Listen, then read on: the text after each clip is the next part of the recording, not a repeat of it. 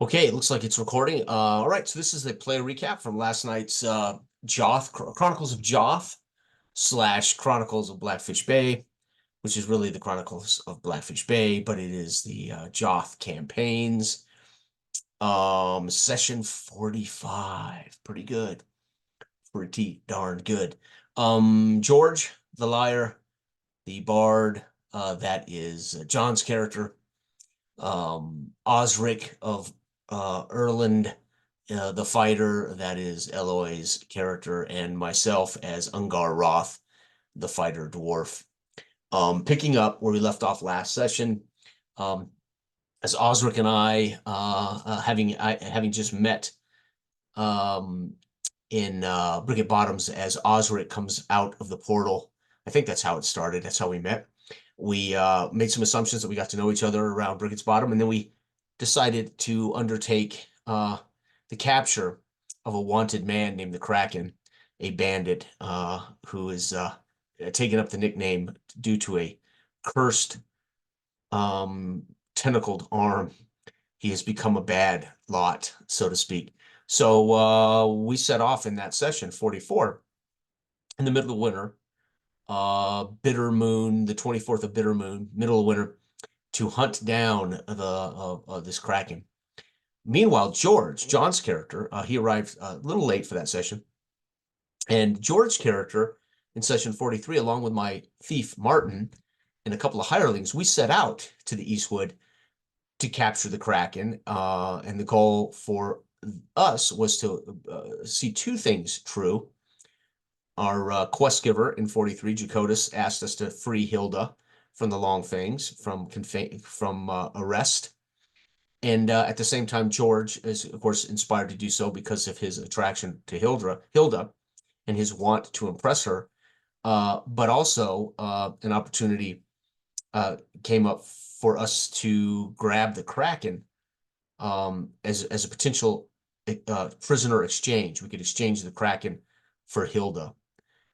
We don't know if it will work, but that's one of the goals. So we set out, Martin, George, and a couple of retainers, along with Zarius.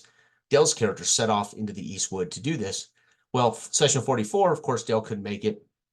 And so we introduced two new characters as we thought John and Dale couldn't make it. And in 44, John was there, fortunately, and he ended up joining us as he stumbles out of the woods. And in 44, we end up successfully capturing the Kraken.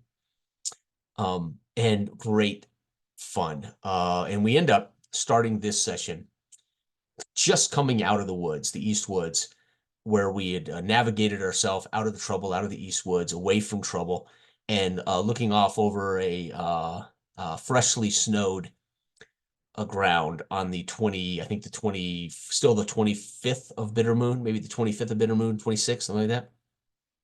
Afternoon, actually, it was the afternoon of the 26th of Bitter Moon, I believe, is what Todd said when we started the session last night. So we come stumbling out of the woods with our captive, and we get successfully back to the Long Fame camp, where we present our captive. They agree to lock him up for us in their holding cells, and we approach. George leads us to the Alpha, Borland, the leader of the Long Fangs. And George, of course, has already met him, already worked out an arrangement. They're already on friendly terms. Neither Osric or myself had met Borland, so I'm sure Borland, somewhere in the back of his mind, is thinking, you left with two different guys and you've come back with two different guys. I'm sure Borland, somewhere in his mind, is going, you left 2 days ago with Martin and Zurius, and now here you stand with a dwarf and a fighter. I'm sure it could have been an interesting parlay had he said, "Where's Martin?" And but Borland never asks. I thought this was so cool. Borland never says, "Didn't you leave here with two different guys?" Okay, so we arrive. He, of course, wants us to break bread, wants to meet us. He describes again the longhouse. And Ungar sees the manticore on the wall and recognizes it as the manticore that Ungar escaped from the Maiden Falls, and is immediately stricken by the quality of human beings that must have brought this manticore in. But at the same time, I'm immediately aware that the treasure we lost in the lake at Maiden Falls would be now not necessarily guarded by a manticore. So I lean in and I tell Osric that the sign of that manticore head being the manticore that I know of, that means there is a treasure that is unaccounted for that we could go get. And Osric says, I'll make a note of that, right? They have a great parlay. My character really doesn't say much. He kind of punches in, and Osric and George parlay with Borland quite a bit. My character points out to Borland, thinking it might earn us some clout. I point out that Osric is not a mere man. He is a giant. He is a giant slayer. He is the bane of giants. And that leads to some reaction checks. And again, I love this because Todd doesn't have to assume an identity or assume a proper response. He can rule that there are modifiers and then make a roll to see how he responds. Well, he responded kind of indifferent, not hostile, but not real buying it. Basically suggests that we're telling tales. We then up the ante and tell the tale of the Kraken that we brought him back. And here is a complete bomb. We completely bombed that roll. It would have been a hostile attack. If on the reaction, it would have been hostile. So that he gets so irritated, he jumps up and says, show me the Kraken. And his men and us stumble out. The whole entourage of people eating and feasting in the longhouse stumble out into the cold, over to the cells, so we can show evidence that we brought the Kraken back. So this at some point affects Borland and says, wow, well, okay, you're not completely liars, but it doesn't mean you're capable of bringing down a giant. Long parlay, we end up, again, George ultimately discovers that, again, he cannot authorize the trade for the Kraken. Only the Justicar could authorize Hilda in exchange for the Kraken, and he is not here. Don't know when he's going to be back. Meanwhile, Osric kind of hints that, this giant, this is what you people do. That giant is pretty seriously wounded. I ran it off. It ran for its life, basically. And he then says, there's a bounty on the head. I mean, the Reeve over at Blackfish Bay is willing to pay 500 gold for this thing. And we would be willing to pay more if you could bring it back alive. So we continue to parlay, and we end up retaining 6 of his men. He loans us 6 Long Fangs. He allows us to take custody of Hilda and bring Hilda with us so we can all go get this giant and bring it back alive. And yes, we have delusions of grandeur in Blackfish Bay. There is no way in all of our characters and all the sessions we've played of Old School Essentials Blackfish Bay would I ever in a million years with a 1-level dwarf had even thought about going after a giant. So you can imagine we are confident, we are feeling it, and well, what else are we going to do? So here are 2 first-level characters. Oh, actually, I do believe Osric's the 2nd level. He might be 2nd level. I don't know. Is Osric 1st level? I can't remember, but George is 2nd level. And we're certainly confident in George's abilities. 2nd level to us is like a god, right? I mean, we're like, oh, he's a 2nd level bard. The point is, we're able to convince him to let us take 6 of his men and give us custody of Hilda. But of course, he reminds us, you better bring her back, because if you don't, you're going to become enemies of the state. You're going to become wanted. And of course, we have no intention of not bringing Hilda back, but, Okay. So George happily gets Hilda. And then we all feast and pass out. And when we wake in the morning, evidence of the spores that I had inhaled in the cabin in session 44 literally sprout here, right? And I didn't know it. I did not see it coming. When he told me that my character, when he wakes up, can't move his arms, can't move his feet, it feels like, it's like you're pulling, but you can't move them. And I start yelling for help. And of course, all the Long Fangs up in the morning, snotting into a bowl, washing their face with snot water, and, grungy, the passing of the snot water bucket, right? Whatever it is. They step over me having a laugh, not realizing under a blanket that I am indeed paralyzed, or at least I think I am. And I start yelling. I start panicking.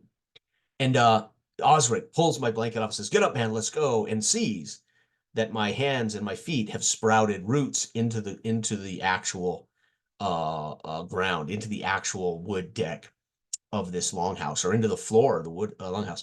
And of course, I look up and I can just see that my, my fingers and everything have grown roots. My toes have, out of my boots have grown roots. And I'm literally stuck here as I start to plant myself in the ground. And of course, I panic and I begin to scream. And they begin to try to calm me down, and they begin to try to figure out what to do. And of course, George says, "Hey, I'm just going to cut you free." And of course, I'm like, "Wait a minute, I don't want you cutting nothing." And sure enough, as he cuts, we see blood. I don't feel much pain, but I see blood, and then I start screaming again. So you can imagine my character is now rooted in the ground, and they're trying to cut me free, and there's blood squirting from these roots. And so I'm just screaming for my life and bellowing. And the Long Fang leader, Alpha Borland, comes over and says with an axe and says, "Don't worry, I've seen this before. We're going to cut you free." And of course, terrifying to think he's going to just chop these roots free when I know that it's obviously it hurt and cause blood. So he does. I'm bleeding and I do suffer some damage. Thank God not much, because I'm already down to 2 hit points. Had a good night's rest, so I got 1 hit point back, but I suffered a hit point when he cut me free. They get me to my feet, and in a panic, my character's trying to handle his weapons, and he can't really. I mean, his fingers are basically wooden stubs. His feet, his boots are, wrecked. His feet are not wooden stubs, but like root stubs. And so I'm fumbling around with my weapons. I can't really grip anything. And at this point, I'm in a panic. I've got to reverse this. I mean, I'm clearly sick. I do make a saving throw here. I did not make the saving throw when I was hit with the spores, but I made a saving throw before they cut me free. So anyway, Borland says, "Listen, it's early in this. We've seen this before. It's early in this. This can be healed.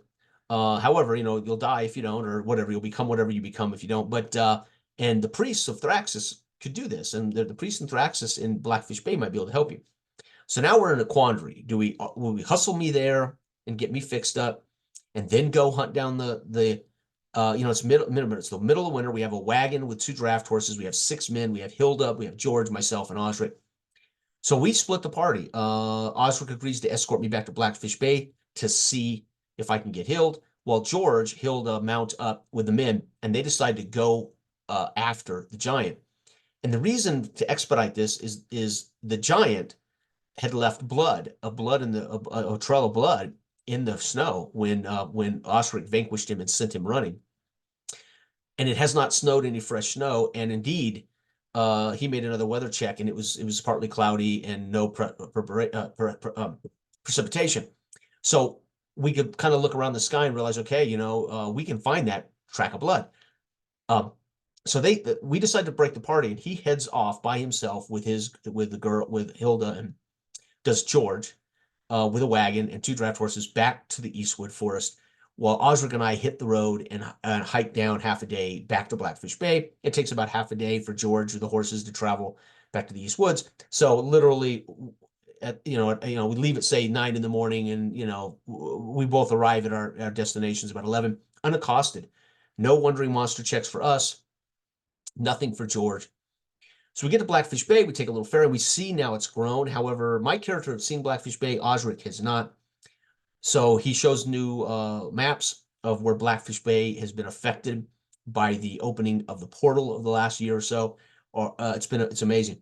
And so we take a ferry for a couple of copper into the lake city of Blackfish Bay.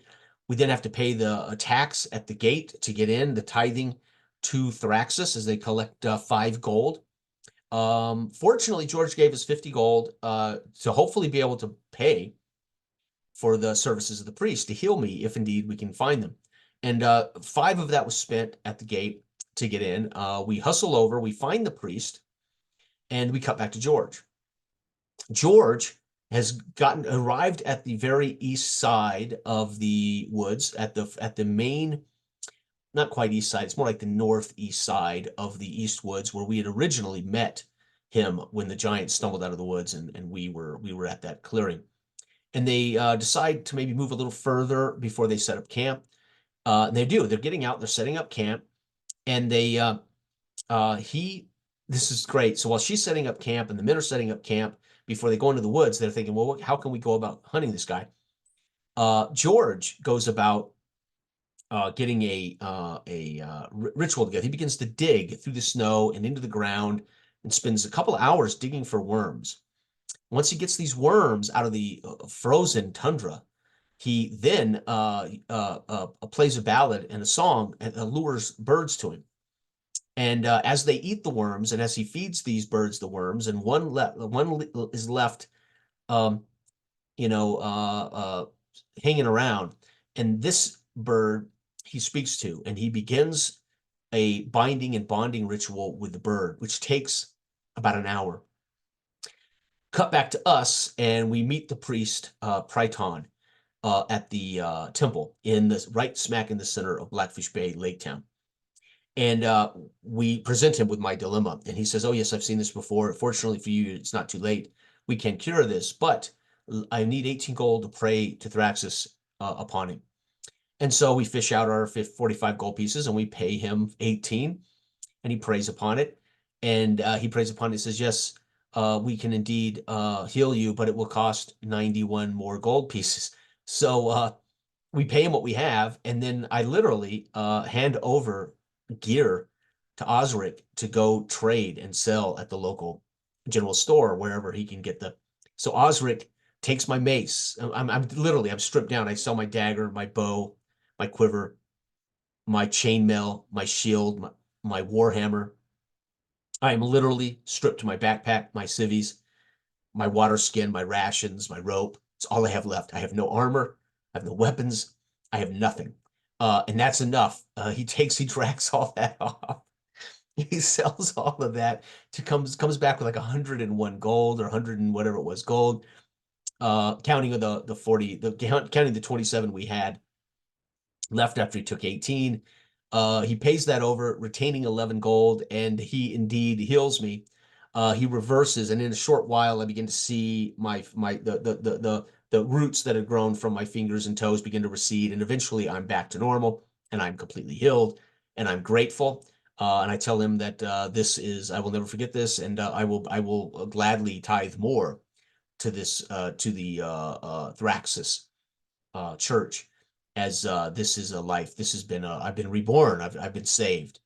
You can imagine the horror of waking up with a overnight with something that you're ultimately going to die. You're going to become a thing or whatever. So you can imagine the reprieve you must feel when you are cured.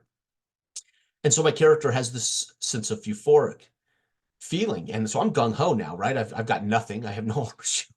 But I said, listen, I got to get some kind of weapon. So we stopped back at the general store and I buy up a short sword. So I've got a short sword, a backpack, my civvies, and I'm ready to go. And so we hike back to Longfang camp between. So we decided to go to Longfang because it's between the two sources, as it's getting late in the day.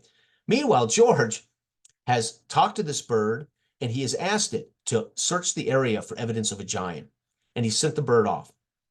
Meanwhile, when he does, he notices there's these trees that have bright red leaves on it, and just a little ways away. And he's thinking to himself, and one of the Longfangs comes over to him and nudges him and says, "Those are maple sturges. We must get out of here." And so they start to slowly, quietly pack the wagon. They don't spook the maple sturges, so they appear to be maple leaves that are hanging from the trees, but they're sturges. They're blood-sucking sturges called maple sturges. And it is so damn good, I'm telling you. And George quietly packs everything up. They get the horses and they start to move the wagon away, and they go further northeast along the edge of the forest, as far as they go before it gets way too rugged and rocky for the wagon to go any further. And they're stuck here now. So George is like, "Okay, this is where we're going to have to camp. We can't go any further with this wagon and mule and these draft horses." So they unload again and they begin to set up camp again. And this is now getting to be dark. Meanwhile, this is all happening simultaneously while I'm being healed, etc. Right? Okay. While they're doing this, George spies over in the woods goblins, and they're moving northeast. And he starts to count heads, and he comes away with a eye-whopping 48 count of goblins. And they decide to kind of crouch down there. They realize the goblins had not yet seen them. They're moving through the woods, and they're moving northeast. And he risks the biscuit and basically hunkers down quietly and says, let's just hope they don't see us. And luckily for George, they passed this platoon of 38 goblins pass through the east woods northeast and don't see them or hear them, etc. And he made, I think Todd made a couple of rolls on this deal. I don't know. I can't remember how he adjudicated that. We he adjudicated it by surprise. George had surprise, but chose not to act on it and just wait to see if they saw him. Unfortunately, they did not see him. I don't remember if he made a roll to see if they spotted him, but doesn't matter. They passed. And basically they set up for the night and they begin to set camp. When the bird returns, finds him, because remember, he sent the bird off before he had to evacuate the Maple Sturgis area. But the bird does find him. They're bonded. There is a bond between them. The bird finds him. And the bird tells him, I have found a large cabin, a cabin maybe large enough for a giant. And it tells him roughly where that is. And George is putting two and two together that that is very close to where they saw the bandits. And then the bird expresses maybe, but there's a large cliff that separates the cabin from the bandit camp. So you can imagine the bandit camp's up on a cliff, and down the cliff face is this giant's cabin. So they're not necessarily directly, they're close, but they're not close, right? So George decides to go to sleep on this and camp on this. We get back to Long Feng camp, and Osric and I debate, do we go on? It's dark, it's getting dark, it's getting late. Do we go on? Do we go on? And we decide traveling at night when I only have a short sword is not a wise decision. So we decide to, again, take advantage of the Long Feng's hospitality. And we rest at the Long Feng Longhouse. And we start out early in the morning the next day. And we travel up and find George and the party, Hilda and the 6 men, and their little camp on the northeast, furthest northeast side of the edge of the eastern woods. And we learn all this information from George about the cabin they found, roughly where it might be. And that's it. We draw the curtains there. And next session, I suppose we hunt giants. So it's crazy. It's crazy to think we're going to go in and try to apprehend a giant and bring it back alive. It's nuts. What a brilliant session. The last year of gaming for me has been just joyous, absolutely joyous. The last few months and weeks has been phenomenal, as I'm doing, honestly, as a player, nothing more than I would like to do than to play characters in old D20 fantasy games. There's just nothing I enjoy more. And as a player, as a GM, I like it all. As a player, I like a lot of things, but nothing. I mean, this is the apex of the, for me, it's the apex of the experience for me as a player. And so I'm enjoying the hell out of it. And I will not take it for granted. That's for darn sure. And I'm enjoying these games. Old School Essentials it's just a masterpiece. And I first learned about Old School Essentials from Eloy years ago. I think he had mentioned there was a Wormwood or something, and that was related to a game called Old School Essentials. It had come out in simple little booklets, like basic booklets, monster booklets. And I had ended up getting all of those, I think, from Lulu. And so, because anything that was Moldvay, or even remotely attempting to be strictly like Moldvay, I wanted a strict remaster of Moldvay sounded like heaven to me. And so I loved Old School Essentials from day one. And I believe it was related to something called Wormwood or something that Eloy or some other world setting or something Eloy had mentioned. And then of course it was connected to the Old School Essentials. So I don't have the books. I only have those little pamphlets or those single books. And of course I have the PDF of but I don't have the final big books, hardback, that beautiful set of hardback books. So I mean, that's all I need to enjoy old school is Moldvay or something based on Moldvay. And then, of course, Dragon Slayer has been an unbelievable OSR. I think, again, for me, it would be all I need for my OSR, as it is it is the perfect meld of old Moldvay and AD&D bits, right? I mean, we get the races, we get some of the things, but we're not really playing AD&D, but we're not playing just basic D&D. It's a great, great book with great characters, classes, lore, and it's it's fat with everything you could possibly need. And so I'm loving that. But we could be doing Barrel Maze with OSE. We could be doing, but Dragon Slayer is just fantastic. And I'm loving Dragon Slayer, the little things that are different. Binding of Wounds are fantastic. The Cyclops class, I'm loving what what we can do in this game. I love the inclusion of sledgehammers and actual rules for how sledgehammers work.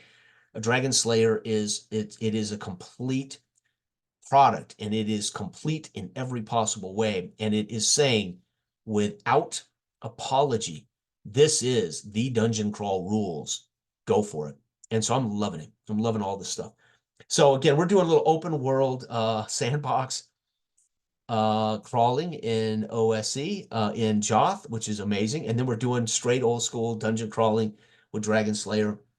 And of course, we visit our town and we do our town stuff. But I mean, I feel like I've won the lottery, right? I'm loving doing the thing I love with unbelievably great people. And so it's a blessing, and I won't take it for granted. So I want to thank all you guys again. Todd, that was a great session, dude. And you know, and I didn't want to scream because my wife wouldn't have liked it, my neighbors wouldn't have liked it, but I had to describe that my character literally screaming. You know, he's screaming. He is literally rooted to the ground, and they want to cut off the roots. And I know that I'm going to turn into a tree or a bush or something, right?